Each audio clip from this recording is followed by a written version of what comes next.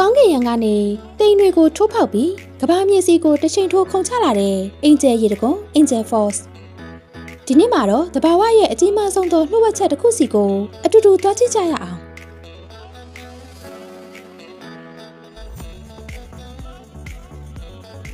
ဗင်နီဇွဲလားနိုင်ငံရဲ့တောနက်ကြီးတွေထဲမှာပုန်းကွယ်နေတဲ့ဒီရေတကွန်ဟာကမ္ဘာအမြင့်ဆုံးပါ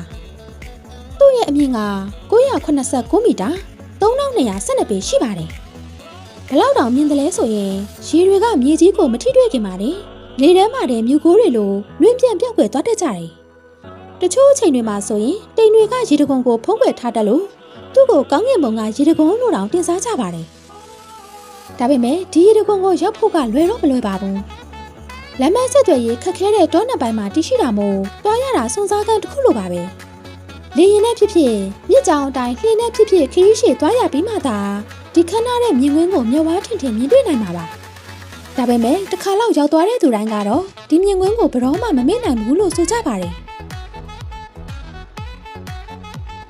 တဘာဝတရားကဖန်တီးထားတဲ့ဒီလိုထူးခြားတဲ့အလှတရားတွေကိုမြင်ရတဲ့အခါကျမတို့ရဲ့ပူပန်ဒုက္ခတွေလည်းခဏတာလွင့်ပြန်သွားသလိုပါပဲအင်ဂျယ်ရေတကွန်ဆိုတာခရီးသွားတစ်ခုထပ်ပို့တယ်တဘာဝတရားနဲ့ထိတွေ့ရတဲ့အတွေ့အကြုံတစ်ခုပါ